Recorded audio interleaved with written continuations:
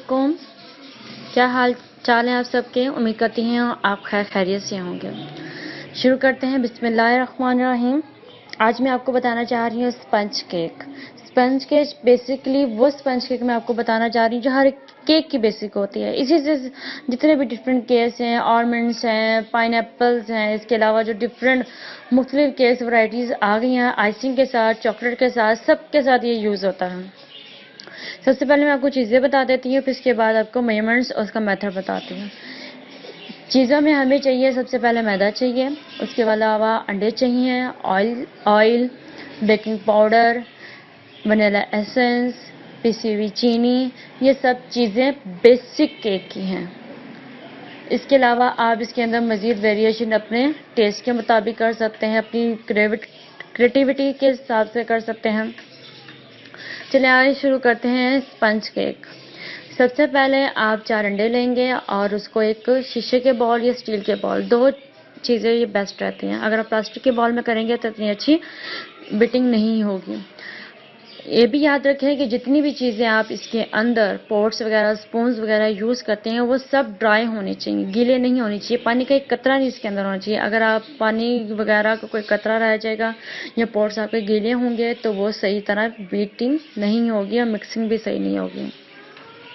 सबसे पहले एक बॉल लें, उसको अच्छी तरह ड्राई होना चाहिए। फिर उसके अंदर 4 अंडे डालें और उसको बीटर से अच्छी तरह बीट कर लें। और इस हद तक आपने बीट करना है कि ये बिल्कुल फॉर्म शक्ल में आ जाए कि इवन डेट अगर आप बॉल को उल्टा भी करें तो तब भी जो है अंडे जो है ना वो नीचे ना गिरे, उसका मिक्सर नीचे ना गिर पाए। ये इतना जो है ना फाइन फॉर्म शक्ल में बनाना है। फिर उसके बाद आप इसके अंदर पिसी हुई चीनी 1-1 टेबलस्पून डालते जाएं। ऑयल अंडे मैंने आपको बताया 4 अदद हैं। पिसी हुई चीनी तकरीबन पौना कप लेनी है इसके अंदर। अगर आपको मीठा ज़्यादा पसंद है तो आप इसको 1 कप भी कर सकते हैं। 1-1 स्पून करके चीनी इसके अंदर डालते जाएं, साथ साथ इसको बीट भी करते जाएं। फिर इसके अलावा एक टीस्पून से 1.5 टीस्पून आप इसके अंदर वनीला एसेंस शामिल कर सकते हैं। फिर इसके अंदर 1 कप आप ऑयल लेंगे, ऑयल डालें और फिर इसको अच्छी तरह बीट करें। याद रखें घी ना लीजिएगा, घी से जो है इतना ज़्यादा वो सॉफ्ट नहीं बनता, ऑयल से ये बहुत ज़्यादा सॉफ्ट बनता है। अच्छी तरह इसको बीट करके रख लें ज़्यादा। फिर उसके बाद आपने मैदा लेना है। मैदे को तकरीबन 3 से 4 मरतबा छान लें और उसके अंदर बेकिंग पाउडर 1 से 1.5 टीस्पून डाल के इसको भी मैदे के साथ ही 3 से 4 मरतबा छान लें। छानने से ये होगा कि आपका जो केक है वो बहुत ज़्यादा राइस करेगा और दूसरा ये है कि वो फ्लफ़ी सा बनेगा, सॉफ्ट सा बनेगा, हार्डनेस नहीं होगी इसके अंदर। जो आपने अंडे का मिक्सर बीट किया होगा उसी के अंदर मैदा और बेकिंग सोडा डाल दें। डाल के उसको अच्छे तरीके से आपने थोड़ा थोड़ा करके डालना है। चाहे तो आप उसको स्पैचुला से मिक्स कर लें, चाहे उसको अपने हैंड से मिक्स कर लें, लेकिन आप थोड़ा थोड़ा करके डालना। अगर आप एकदम ही सारा मिक्स इसके अंदर डाल देंगे तो वो लम्स बन जाएंगे। लम्स भी बनने चाहिए, बिल्कुल रिबन फॉर्म आनी चाहिए इसके अंदर। एक पैन लें, उसको अच्छी तरह से ऑयल से ग्रीस कर लें और उसके अंदर सारा मिक्सर जो है अच्छी तरह मिक्स करके उसके अंदर डाल लें। जब आप उसको डालें तो देखें कि कोई गुठली वगैरह, कोई लम्स वगैरह तो नहीं बन रहा, बिल्कुल स्मूथली जो है ना वो मिक्सर नीचे पैन के अंदर जा रहा है, तो इसका मतलब है आपने बीटिंग और मिक्सिंग बहुत अच्छे तरीके से की है। जब पैन में सारा डाल दें मिक्सर तो उसको अच्छी तरह से डैप करें ताकि जो उसके अंदर जो बबल्स वगैरह हैं वो सारे निकल जाएं। फिर उसके बाद आपको एक और चीज़ मैं बताना भूल गई, आपको जब रेडी करने लगें चीज़ें तो आपको ओवन उस वक्त ऑन कर देना है 180 डिग्री पर। 180 डिग्री पे ऑन करके है ताकि जब तक हम मिक्सर वगैरह तैयार करें तब तक वो प्री हीट हो जाए। और ये भी एक बात नोट कर लें कि जितने टेम्परेचर पे हमने केक बेक करना होता है प्री हीट भी उसी टेम्परेचर पे करना होता है। तकरीबन एटलीस्ट 10 मिनट इनफ होते हैं प्री हीट करने के लिए।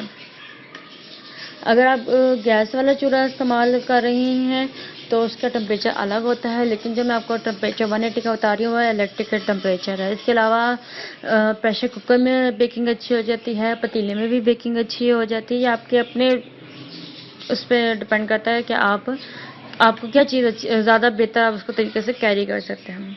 मैं आपको इलेक्ट्रिक का बता रही हूँ। फिर आप वो ओवन में इस मिक्सर को रख दें और तकरीबन 20 मिनट के बाद उसको चेक करें और उसको टूथपिक से उसको अच्छे तरीके से चेक कर लें, बीच में से डाल के कि वो आया तो क्रम्स वगैरह बाहर तो नहीं निकल रहे।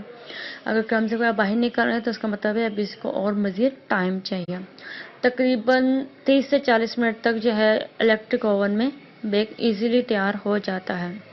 उसको जब देखें कि जब दोबारा उसको टूथपिक डाल के चेक करें तो देखें उसके अंदर दोबारा क्रम से अगर वो बिल्कुल साफ स्टिक बाहर निकल आएगी, इसका मतलब है आपका केक डन हो गया।